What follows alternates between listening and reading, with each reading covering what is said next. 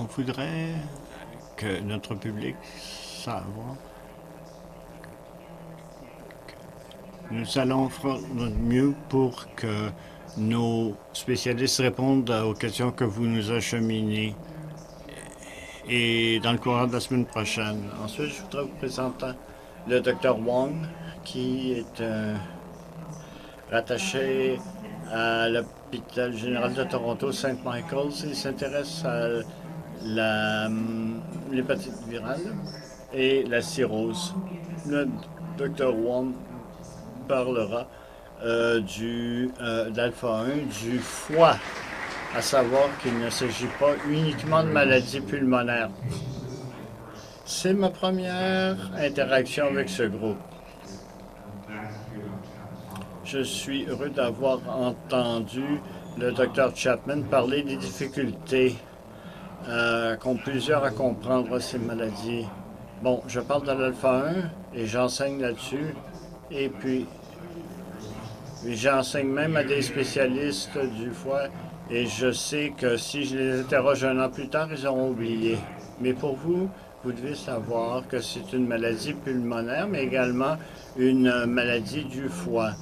En fait, voici la révélation. Je ne suis consultant pour aucune compagnie pharmaceutique. C'est peut-être pas ça pourquoi le Dr Chapman a le veston cravate et moi non. Alors, je vais traiter de choses autres. Que fait l'alpha 1 au foie? Qu'est-ce que la cirrhose? Et qu'est-ce que nous pouvons faire des cas d'alpha 1 du foie? Je vais commencer par un cas qui illustre tout ça. J'ai vu récemment ce cas. Il s'agit d'un homme à la retraite de 72 ans qui souffre de diabète et d'hypertension. Et il est en Floride lorsqu'il a été malade de la pneumonie. Il est revenu au sud de l'Ontario et il est revenu à l'hôpital. En fait, c'était pas la pneumonie qui le dérangeait, mais la cirrhose. On l'avait diagnostiqué comme cirrhose. Il était enflé, il souffrait de confusion. On se disait, si vous regardez sur le site Internet et sur les recommandations en général, ils disent qu'une fois que vous avez un diagnostic de cirrhose, vous avez peut-être 2 ans pour vivre. Et je l'ai connu pourquoi un de mes formateurs m'a dit on l'a diagnostiqué avec l'alpha 1. On l'a diagnostiqué avec alpha 1. Et pourquoi l'envoyer à Toronto? Les gens de la campagne n'aiment pas ça aller à la ville. J'ai dit envoyez-le moi, je vous dis. On lui avait dit qu'il était pour mourir et on nous sommes dit voyons si nous pouvons faire quelque chose. Que sait-on de l'alpha 1 et les maladies du foie? C'est que les gens différents ont une perception différente de ce que c'est. Si vous parlez aux pédiatres, leur façon de voir l'alpha 1 est différente de moi qui le vois chez les adultes. Les pédiatres savent que la plupart des enfants ne présentent aucun signe ni symptôme. Et on a même posé la question, est-ce qu'on devrait faire du dépistage de tous les bébés pour l'alpha 1? On se dit que ça n'en vaudrait pas la peine. Mais pour les maladies du foie, nous savons que peut-être une personne sur 9 souffrant d'alpha 9, surtout les ZZ, présentent des symptômes à leur naissance qui se manifestent comme une jaunisse prononcée. Vous savez que les enfants peuvent jouer pendant longtemps, mais ces enfants vont présenter cela pendant un mois et davantage. Ils auraient peut-être un gros froid ou une grosse rate. Mais ça semble disparaître à l'âge de 6 mois. On ne sait absolument pas pourquoi. Et quand je vous parlerai plus tard de ce que l'alpha 1 fait au foie, cela m'étonne de voir qu'on ait ces symptômes. Mais certains de ces enfants ne s'améliorent pas au bout de 6 mois, développent une cirrhose et ils se trouvent à requérir une greffe du foie. Bon, quand je me préparais à cette causerie, j'ai allé sur Google et j'ai trouvé le premier site, la Fondation canadienne du foie. Et je sais, à parler aux pédiatres, que si vous avez un bébé avec, c'est de penser à l'alpha-1 antitrypsine. Mais nulle part, la Fondation ne mentionne la déficience de l'alpha-1. Mais, mais quand on sort du cercle de pédiatrie, les gens qui ont survécu ou qui ont eu la jaunisse prolongée se sont stabilisés. À l'âge de 18 ans, il semble n'y avoir pas de maladie hépatique de 18 à 80 ans. J'ai même un patient qui est pompier. Bon, quant aux adultes, la plupart des gens ont des tests sanguins tout à fait normaux chez les adultes. Quand vous avez une cirrhose, c'est là que vous avez des symptômes. Et quand vous avez des symptômes, les chances, c'est de... Vous n'avez peut-être 2 ans à vivre. Mais si on regarde dans les grands nombres, très peu de personnes ont des maladies du foie de 20 à 50.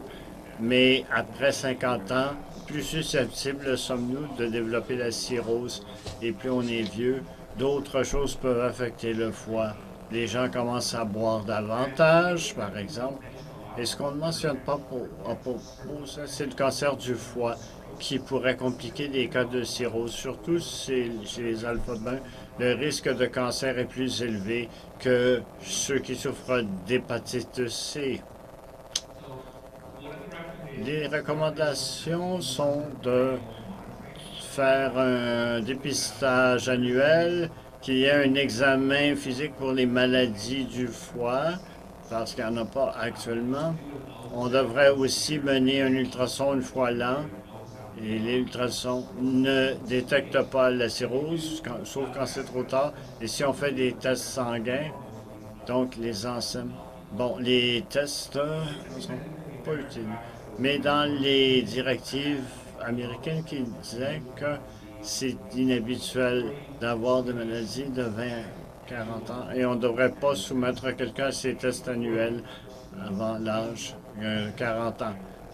Mais la question, c'est de savoir quel test annuel mener si on cherche vraiment des maladies hépatiques. Qu'est-ce que la cirrhose? Parce que la documentation dit que si vous avez la cirrhose, on en a pour 2 ans, ce qui est tout à fait faux. Bon, alors, quelques cours sur le foie. Où est situé le foie? Oui, côté droit, sous les côtes. On ne peut pas le sentir, à moins que le foie soit gros, et à ce moment-là, ça dépasse la cage thoracique et ça peut faire mal. Vous voyez, dans un miroir, c'est du côté droit, sous la cage thoracique. Quelle est la principale fonction du foie? Est-ce que c'est un filtre? En fait, c'est ma bête noire. On dit que c'est un... En fait, c'est pas un filtre.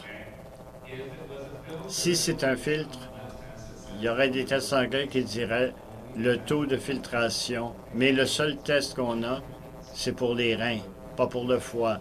Donc le filtre, c'est les reins, c'est pas le foie. Alors que fait le foie? Vous savez? Quelqu'un? Bon. Les spécialistes, donc, les spécialistes se concentrent sur la première partie de la nutrition. La raison pour laquelle on mange, c'est pour avoir des nutriments. Et lorsqu'on décompose la nourriture et qu'on l'absorbe, que faire avec tous ces nutriments? Et la réponse, c'est on les donne au foie. Parce que le foie est une usine qui va fabriquer ou opérer la synthèse des nutriments. C'est là la fonction. C'est pas un filtre, mais c'est un constructeur, un fabricant. Ce qui détermine ce qui arrive lorsqu'il y a une défaillance du foie ou la cirrhose. Voici une image qui vous montre les éléments des vaisseaux sanguins. Alors, tout ici, c'est votre voie gastro-intestinale. Et là, voilà comment les intestins commencent à lancer des enzymes. Et c'est là que l'absorption s'opère. Alors, vous voyez que tout ce qui est bleu mène au foie. Et votre foie est inondé par tout cela, mais il y a du mauvais qui vient avec. Alors, c'est pas un filtre, mais ça va faire le tri, dire ça c'est bon, ça c'est moi. C'est une infection intestinale. Donc, mais ce n'est pas un filtre. Mais ça absorbe tout ce qui est reçu. Ça conduit des glucides, du gras, des lipides. Et ce qu'on ne montre pas ici, c'est qu'à 2 pouces en haut du foie, c'est le cœur. Le cœur, pardon, reçoit tous les bons nutriments et l'envoie au reste du corps. Donc, on prend la matière brute au foie et le foie l'envoie au cœur. Ce qui est bon, l'envoie au cœur. Et qu'est-ce que la cirrhose? Qu'arrive-t-il lorsque le foie est atteint de cirrhose? Et ceci n'est pas la cirrhose. C'est ce que les gens qui ne sont pas spécialistes pensent que c'est. Mais on ne dit pas vous allez mourir immédiatement parce que la cirrhose ne présente aucun symptôme ni de signe physique. Alors si un médecin vous examine, même si vous avez eu la cirrhose, il ne pourrait pas le dire. Ce n'est pas irréversible non plus. Les gens pensent qu'une fois qu'on a la cirrhose, c'est un sens unique.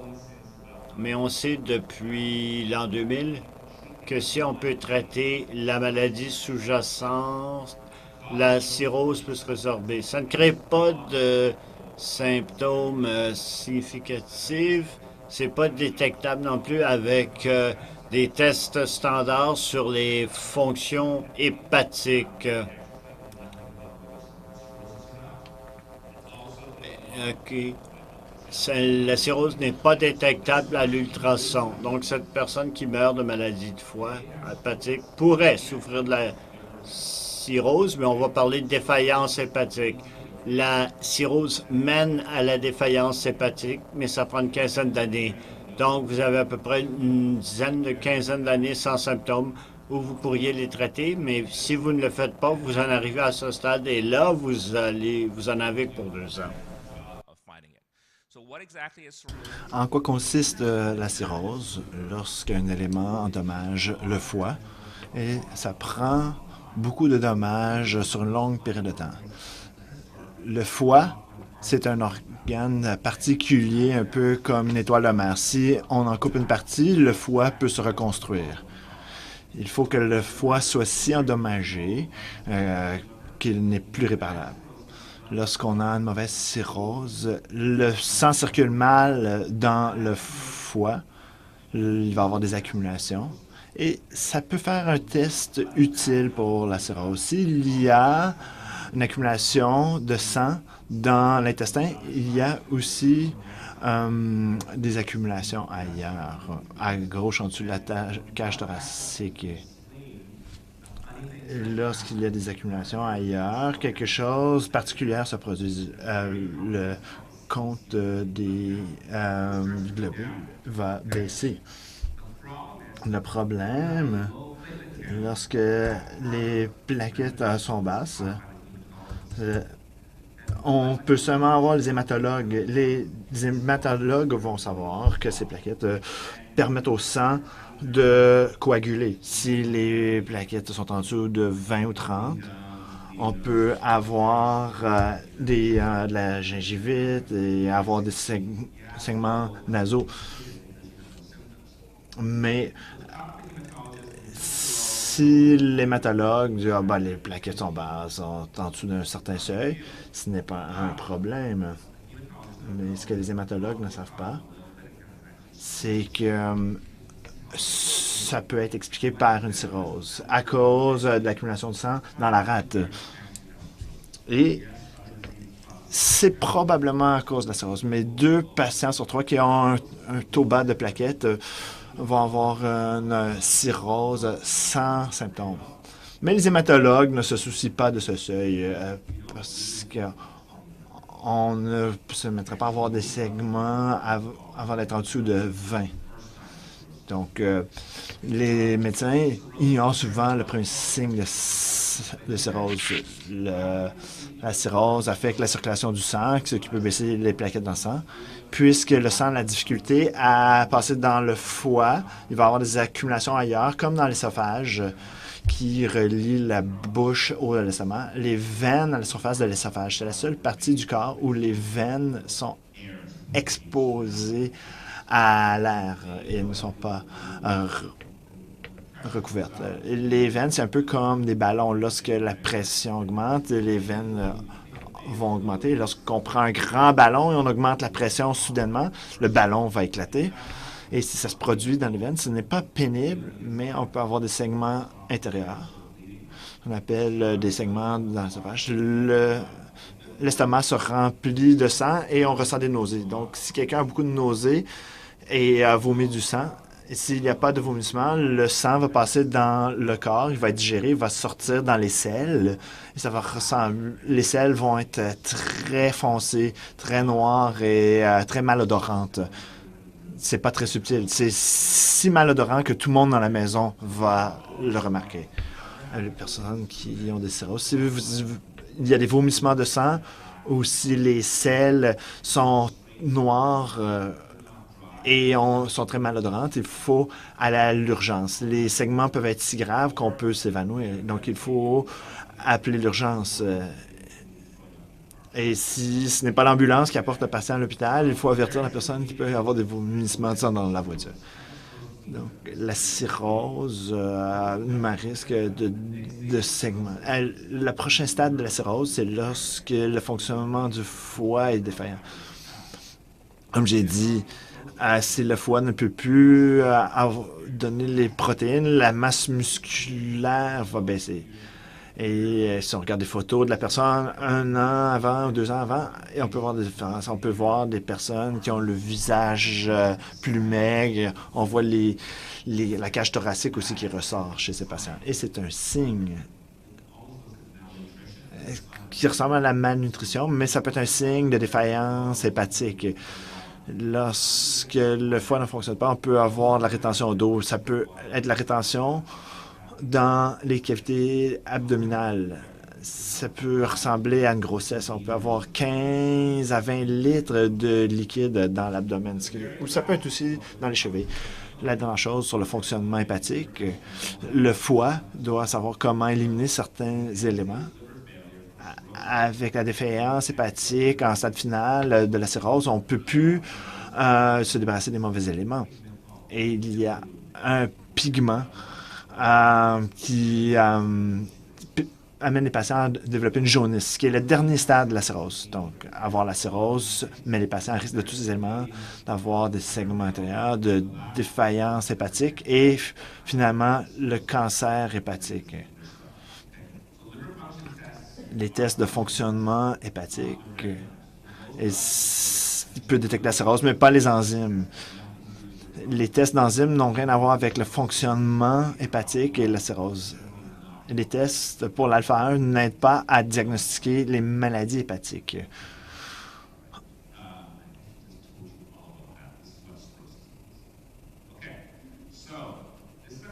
Voici une petite caricature que j'utilise pour illustrer le problème des maladies chroniques hépatiques, pour expliquer où on veut trouver la maladie, où intervenir. Si vous connaissez le personnage de la revue Mag, Alfred E. Newman, qui dit quoi? De quoi je devrais me soucier? En voulant dire, s'il n'y a pas de problème, pourquoi chercher des bébites? Mais un peu comme pour les poumons, le foie a des capacités additionnelles. On n'a pas besoin de 100% du foie pour bien fonctionner. Sur l'axe des X, on voit la perte de foie et sur l'axe des Y, le fonctionnement hépatique. Même si un patient perd la moitié de son foie, si j'allais vous faire une ablation de la moitié de votre foie, votre fonctionnement du foie serait normal. Il serait au-dessus de 80%. On ne parle même pas comme du fonctionnement pulmonaire à 80%. Si je peux vous enlever la moitié du foie et votre fonctionnement hépatique serait le même. pour les greffes de foie, une des meilleures façons de pouvoir faire une greffe, on a des dons de foie, et ça peut être jusqu'à 3/4 du foie qui est greffé. Dans 8 semaines, le foie original va se restituer. Et après la chirurgie, le fonctionnement hépatique est normal. Il faut perdre plus de 2/3 du foie pour avoir une baisse du fonctionnement hépatique. Même 3/4. Après qu'un patient perd 3/4 de son foie, un petit peu plus, c'est un peu comme tomber d'un précipice, c'est-à-dire le fonctionnement hépatique baisse rapidement. Ce que vous appelez la cirrhose, ce que vous considérez la cirrhose, pour moi, c'est la défaillance hépatique. Et autrement dit, c'est d'avoir perdu plus de 3/4 du foie. Et on a dépassé le seuil et le point de non-retour. Et lorsque la défaillance hépatique est si grande, l'espérance de vie est très courte. Nous avons des stades cliniques de la cirrhose. Une personne qui a une cirrhose a perdu plus de 50% de fonctionnement hépatique et il y a des complications par étapes. Premièrement, il peut y avoir des varices dans l'œsophage. Ensuite, il peut y avoir la défaillance hépatique. Mais dans chacune de ces étapes, le patient peut développer un cancer du foie. Pour les médecins, c'est très utile. Si on fait un diagnostic de cirrhose, il faut penser que quelqu'un peut avoir une cirrhose en ayant des plaquettes en dessous d'un seuil normal ou en dessous d'un taux normal, c'est-à-dire. Si le patient a une cirrhose, le médecin doit chercher des veines avant qu'elles saignent. On peut faire des gastroscopies, et on peut aussi vérifier le niveau de protéines et de coagulation. Et on doit faire des tests pour le cancer du foie. Le cancer du foie n'est pas un diagnostic de mort s'il est très petit. C'est un cancer qui peut être traité facilement si on le détecte à temps. Est-ce qu'il est possible de faire mieux? Je dis qu'en regardant le test des plaquettes, n'importe qui avec un taux de plaquettes en dessous de 150 peut avoir une cirrhose. Les lignes directrices disent d'utiliser l'échographie. Ça peut être très bon pour la défaillance hépatique, mais ce n'est pas efficace pour détecter la cirrhose. La seule raison pour laquelle on utilise l'échographie, c'est pour chercher un cancer, pas si on cherche une cirrhose. Les biopsies du foie. Vous pouvez trouver cette information sur Internet. Voici une photo comment on fait une biopsie du foie. Souvenez-vous, le foie est à droite en dessous de la cage thoracique. On plante une aiguille en dessous des côtes. Ça semble faire beaucoup de sang, mais ce n'est pas si pire. C'est un test assez sécuritaire. Je pratique des biopsies du foie moi-même. Nous tendons à donner des médicaments aux personnes pour réduire leur anxiété. C'est semblable au Valium. Donc, nous faisons une anesthésie locale. Et c'est moins pénible que l'anesthésie des dents ou des gencives. Et on rentre l'aiguille et on la ressort en 1 seconde. Ce qui donne un petit morceau de foie afin de pouvoir examiner le foie. Et si vous aimez les images, voici quelque chose de très satisfaisant. Au microscope, en haut à gauche, nous avons une image d'un foie sain. Il y a les vaisseaux sanguins et toutes les autres cellules qui font leur travail. Mais en haut à droite, c'est une hépatite B. C'est les cellules en bleu, ça, c'est le système immunitaire qui lutte contre la maladie. En bas, on voit le gras hépatique. En bas à droite, vous voyez les grandes bandes de cicatrices, du tissu cicatrisé. C'est le cas d'une cirrhose. Une biopsie peut être très utile car on peut voir visuellement ce qui se déroule, on peut voir la gravité d'une cirrhose. Et quand vous avez vu l'image de la biopsie, tout le monde s'est serré les dents. On n'aime pas les biopsies. Donc, on doit aller vers un domaine de maladie hépatique où les choses progressent. C'est-à-dire, c'est le domaine de l'hépatite C. Pourquoi l'hépatite C? Car c'est beaucoup plus courant qu'alpha 1. Il y a eu beaucoup de ressources investies à étudier l'hépatite C. Croyez-le ou non, en 1989, quand on a découvert l'hépatite C, les Les hématologues ne connaissaient pas ça maladie. Un chercheur français a pris tous les patients français avec l'hépatite C. Il voulait savoir depuis quand ils avaient contracté l'hépatite C. Quand est-ce qu'ils ont reçu une transfusion sanguine ou quand est-ce qu'ils ont utilisé des drogues injectables. Ah, ça fait 15 ans, 20 ans, 50 ans. Il a fait des biopsies sur chacun de ces patients. Ce chercheur français a conclu que l'hépatite C provoquait la maladie car le plus longtemps qu'on avait l'hépatite C, plus il y avait des cicatrices. C'était sa première conclusion. La deuxième conclusion, c'est qu'une biopsie du foie, c'est un mauvais test. Car parfois, quand on fait une biopsie, on n'a pas suffisamment de tissu du foie. Si on n'a pas assez de tissu du foie, on ne peut pas vraiment trouver des conclusions. Et troisièmement, ces patients détestaient les biopsies. Voilà les trois conclusions du chercheur français. Mais puisqu'il était futé, on a des centaines de biopsies. On doit faire tous les tests sanguins imaginables associés à la cicatrisation, à l'inflammation et rassembler l'information pour voir si on peut prédire la biopsie. Et il a été en mesure de le faire. Il a pris 5 tests sanguins en différenciant les sexes et l'âge. Il a créé une formule magique et les résultats étaient précis 90% du temps. Ce qu'il voyait dans le test sanguin et ce qu'on voyait dans la biopsie.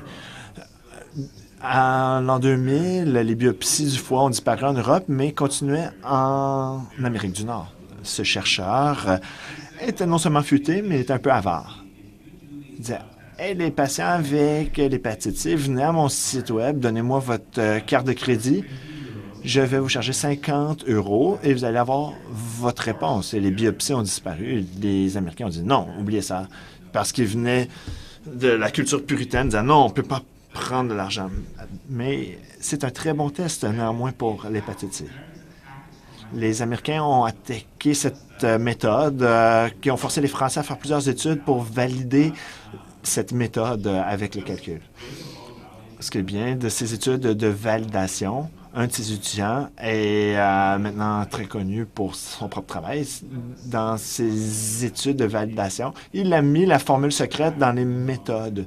Après l'avoir fait, on n'a plus besoin d'aller sur son site web pour le payer 50 €. On a juste eu à ajouter la formule magique. Un peu plus loin, où travaillait le chercheur Thierry Poignard, un autre groupe d'hématologues. Et n'oubliez pas que les Français aiment bien le vin et le fromage. Ils étaient à une dégustation de vin et fromage et ils parlaient aux fromagers. Ils demandaient aux fromagers comment ils faisaient leur contrôle de qualité. Avec le fromage, on peut faire une biopsie. On peut aller chercher une carotte et goûter et dire « Ah, ce fromage vieillit bien. » Mais il y a aussi un test de texture. Pour faire la texture, il faut faire une grande coupure. Donc, les fromagers qui sont aussi assez astucieux, ils cognaient sur le fromage au lieu de le couper. On peut dire ah, il n'est pas si dur. Ah, il est un peu plus dur.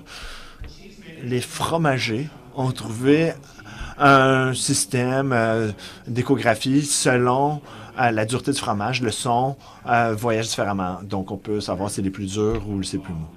Et les spécialistes du foie ont décidé d'adopter cette méthode ou d'adapter cette méthode au foie. On peut cogner 10 fois sur le foie. C'est pas un gros cognage, c'est juste un petit coup assez doux qui va dire à quel point le foie est dur. Ça prend 1 minute. C'est un test de dureté du foie qui donne une image comme celle-ci. En haut à droite, vous voyez la barre foncée. C'est le coup qui passe à travers le foie. Et puis, s'il y a plus de cicatrices, ça va aller de plus en plus vite. Sur l'axe des X, on voit la quantité de temps que ça prend. En 1 minute, nous pouvons déterminer si un patient a une cirrhose. Même avec l'échographie normale, c'est probablement le meilleur test dont nous disposons pour déceler une cirrhose. Avez-vous déjà visité Paris? Tous les Français sont petits et maigres. Vous savez comment faire. Pour un Français, il faut frapper comme ça, mais pour un Nord-Américain, il faut vraiment frapper plus fort. Donc, ce test ne fonctionnait pas très bien pour les Nord-Américains car ils ne frappaient pas suffisamment fort et ils n'allaient pas assez en profondeur. Donc, on a créé une sonde pour les Amérique du Nord. Et la sonde pour les Français est M pour médium et celle pour les Nord-Américains est XL pour les Nord-Américains. Que pouvons-nous faire pour le foie? Je viens de vous dire que je crois que les lignes directrices ne sont pas bonnes pour détecter les maladies hépatiques. Il y a d'autres outils. N'importe qui avec alpha 1 devrait subir le test. Tous mes étudiants vont dire, bon, qu'en est-il? On ne peut rien faire malgré les résultats de test. Cette étude a été publiée à Toronto en 2000. C'était le phare dans les maladies hépatiques. Avant cette étude, on disait on ne peut rien faire par rapport à la cirrhose. C'est un sens unique vers la mort. Voici un de mes collègues, M. Sherman, il avait un patient avec l'hépatite B. Et voici une biopsie du foie en haut à droite. Après avoir plongé l'aiguille, c'est ce qui est ressorti. On a tout le tissu cicatrisé. À gauche, on voit toute la cicatrisation. Dans les années 90, il y avait un nouveau médicament, Livimini, qui avait été créé pour le VIH, mais qui fonctionnait aussi pour l'hépatite B. Par protocole d'étude, on avait fait la biopsie avant d'administrer le médicament. On a fait la biopsie un an après avoir administré le médicament. Et voilà à quoi ça ressemblait en bas. Tout le bleu avait disparu. Dans l'image, c'est en haut. C'était un type qui avait 40 ans. Il avait l'hépatite B depuis 30 ans, depuis 20 ans. Et en un test, on avait pu rajeunir son foie de 40 ans. C'est pas vrai. La cicatrice était partie, mais on sait que la défaillance hépatique disparaît. Les personnes qui mourraient systématiquement dans les années 90 n'ont plus besoin de greffe car les médicaments sont si efficaces. Ce qui est aussi vrai pour l'hépatite C. Ce qui est aussi applicable pour les maladies hépatiques liées à la consommation d'alcool. Aussi pour les maladies génétiques. Les personnes qui font des accumulations de fer et de foie, qui sont des maladies génétiques, mais si on peut arrêter l'accumulation et baisser les taux de fer et de cuivre, les personnes peuvent avoir une vie normale. On ne le sait pas pour l'alpha 1 car il n'y a pas eu de traitement de maladie hépatique alpha 1. Mais c'est le prochain cheval de bataille. On va comparer l'hépatite virale, le premier succès avec l'hépatite B et alpha 1. Que voyons-nous? Contrairement à la maladie pulmonaire, l'alpha 1 est une maladie d'entreposage. Il y a trop d'alpha 1 dans le foie. La même chose s'applique à l'hépatite B. À gauche, l'hépatite B, à droite, alpha 1. À droite, vous voyez le mot foncé, ça c'est l'alpha 1. On veut traiter les patients en alpha 1 avec une augmentation. Si on pouvait libérer cet alpha 1 du foie, ça fonctionnerait.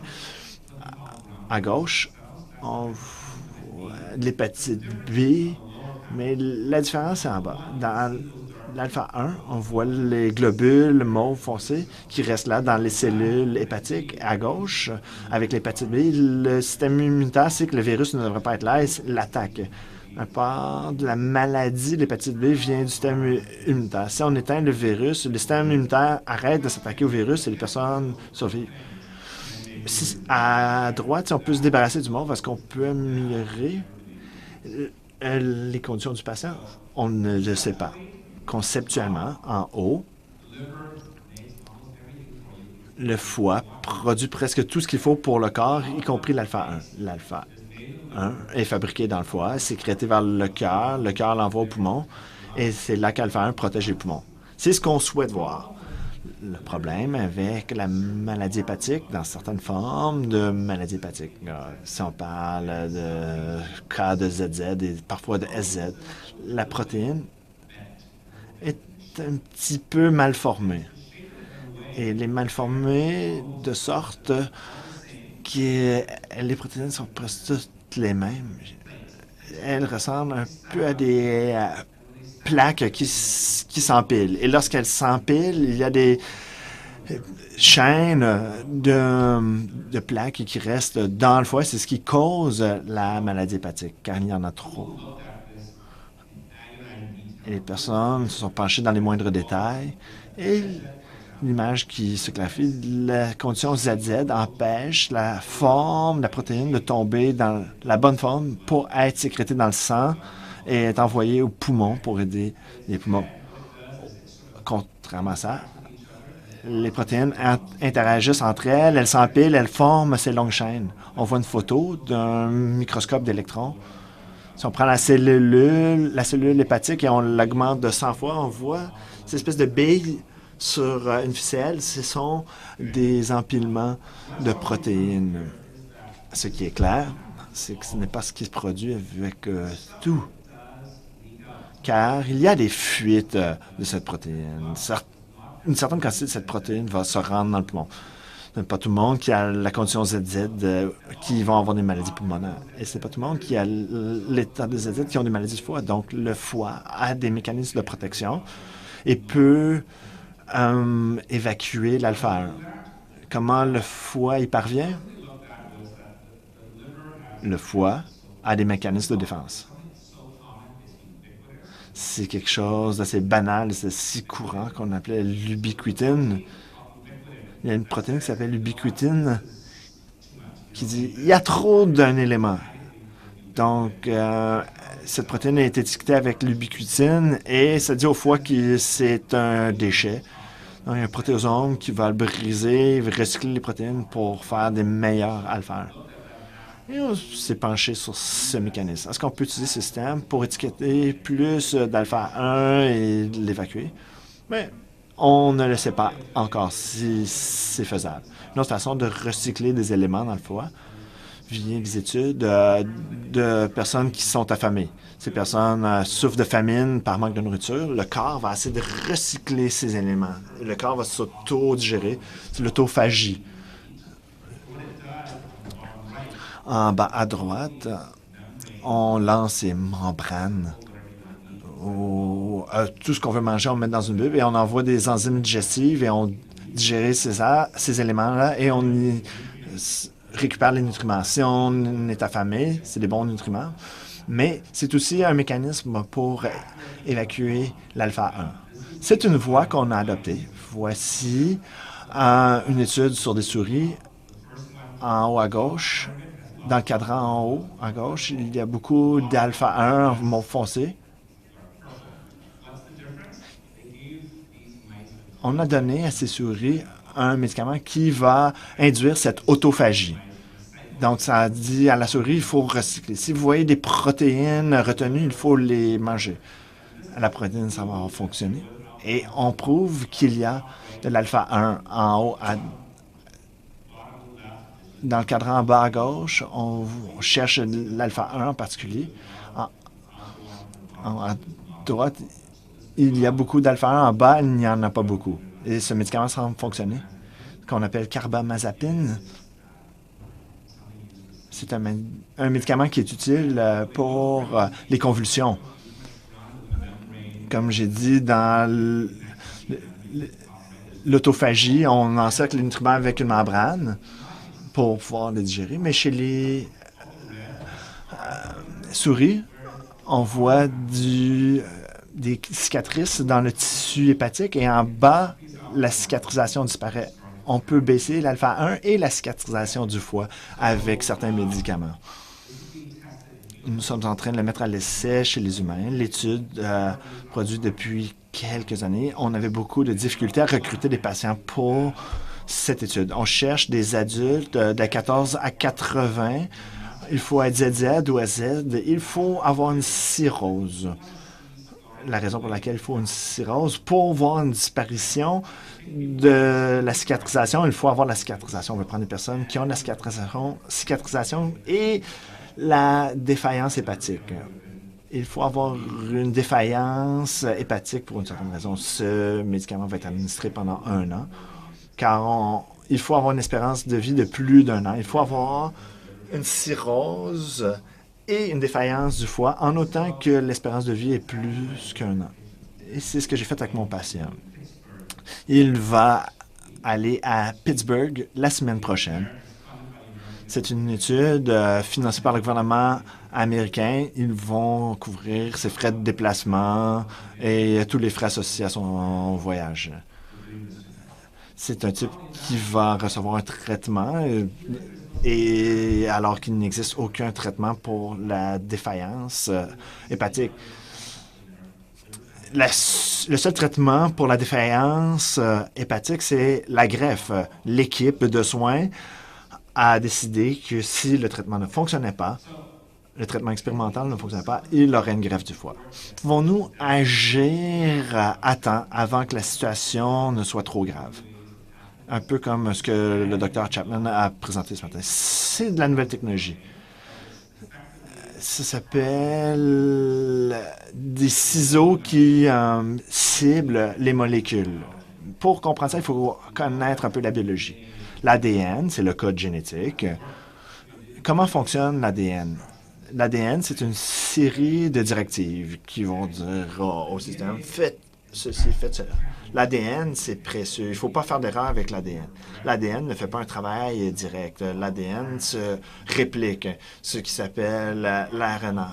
Quand on voit l'RNA dans la cellule, l'RNA va dire j'ai des directives, il faut suivre les directives et on va créer une protéine. Le problème avec ZZ ou SZ, c'est que l'ADN est mal codé, ce qui crée du Z au lieu du M. Si on ne veut pas de Z ou de M, il faut rentrer dans la cellule hépatique et couper ces directives. Notre code génétique, c'est l'ADN. Le message s'appelle l'RNA, qui est comme l'ADN, mais un peu différent. Nous avons toujours deux souches d'ADN et lorsqu'on fait cette réplique, il y a l'ADN et la réplique, la RNA. Nous n'avons jamais deux RNA ensemble. Les virus en ont, mais les humains n'ont jamais deux RNA. Nous sommes programmés pour savoir si on voit deux RNA ensemble, c'est un virus. Il faut le détruire. Ce que ces spécialistes ont fait, ils ont créé un RNA qui ressemble à un Z, qui va se lier complètement à l'RNA. Et lorsqu'il y a un lien avec l'RNA, il y a deux RNA et les cellules immunitaires vont le détruire. Un peu comme les tests de paternité. L'ADN a une séquence, ça doit être dans cette famille où si on peut faire des tests de correspondance d'ADN. Et on peut précisément cibler le Z dans cette étude. C'est des études très prometteuses, des technologies très intéressantes. On peut attaquer n'importe quelle maladie dans ça. Et le foie, c'est un endroit où on peut agir de façon précise, car le foie récupère tout ce qui vient de l'intestin. Il y a beaucoup de récepteurs et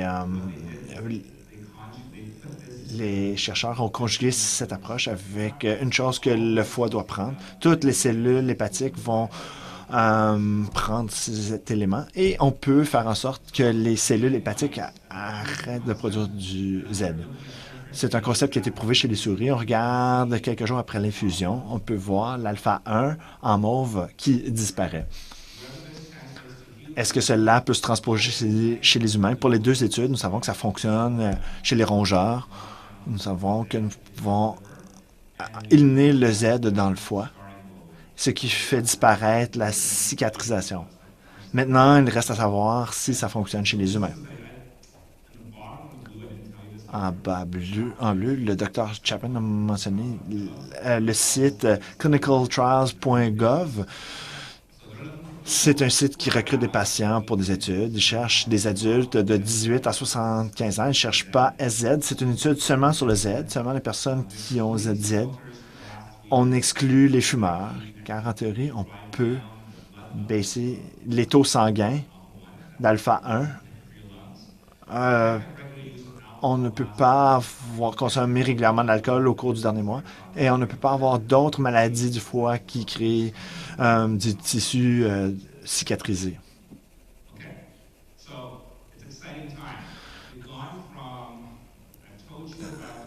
C'est très prometteur. Je vous ai dit comment on avait de la difficulté à faire un diagnostic du cirrhose. Je vais parler comment on cherche la cirrhose d'une façon qui est complètement erronée. Mais il y a des nouveaux tests, Le plus simple, c'est un compte des plaquettes. Il y a aussi d'autres tests de fibres, des fibroscans, par exemple.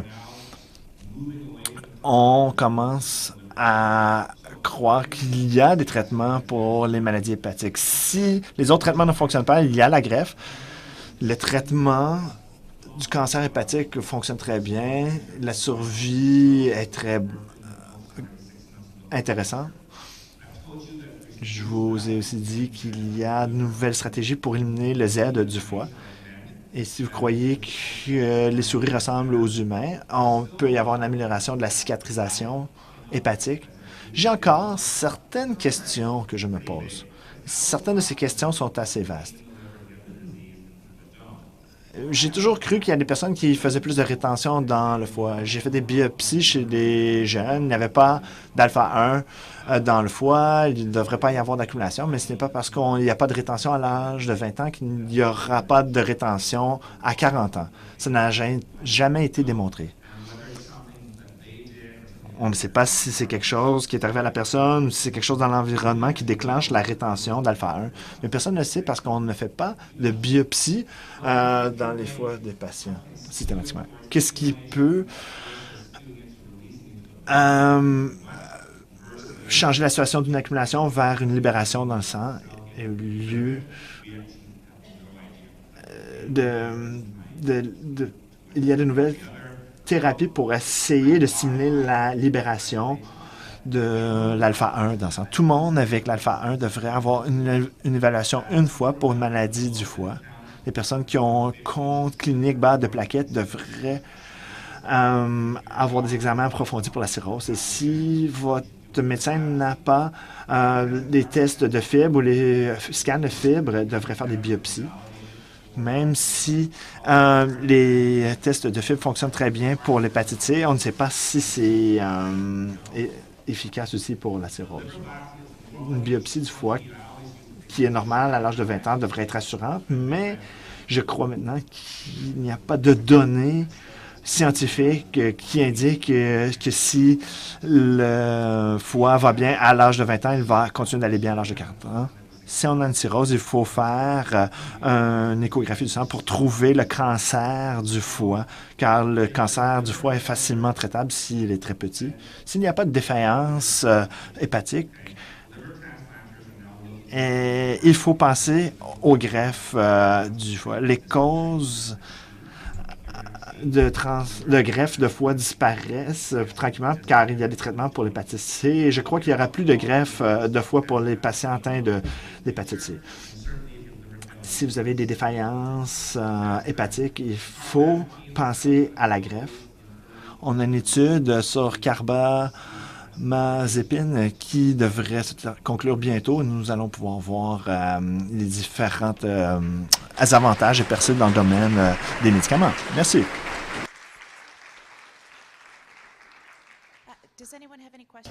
Est-ce que quelqu'un a des questions pour le Dr. Wong? Vous dites que une transplantation de livres pourrait disparaître en raison de l'hépatite C qui disparaît, mais quant au cancer, qu'en est-il de ces transplantations pour le cas de cancer? Eh bien, en fait, il y a beaucoup de traitements pour le cancer du foie. Et on y fait par étapes. Mais on essaie toujours de guérir le cancer. Donc, la transplantation va traiter le cancer du foie du moment que le cancer ne se soit pas étendu. Le problème, c'est que c'est une mesure très radicale pour le cancer, alors que d'autres traitements pourraient fonctionner. Donc, il y a quelque chose assez extraordinaire qui s'appelle du RFA. Si le cancer est petit, à moins d'1 pouce, 3 cm, ce qu'il peut faire, c'est qu'à par ultrason, voir le cancer qui ressemble à une petite boule. Il rentre une aiguille et ils actionnent un interrupteur. Et c'est comme une micro-onde localisée. Donc, vous avez un trou dans votre foie. Au bout de 3 minutes, il le retire et vous observe pendant 2 heures. Puis là, vous retournez chez vous. Ça va traiter à peu près 80% du cancer, ce qui est extraordinaire. Seulement si le cancer est petit. C'est pour ça qu'il y a des ultrasons tous les 6 mois. Parce que si c'est un cancer de 12 cm, personne ne peut le traiter. Il n'y aurait pas de transplantation?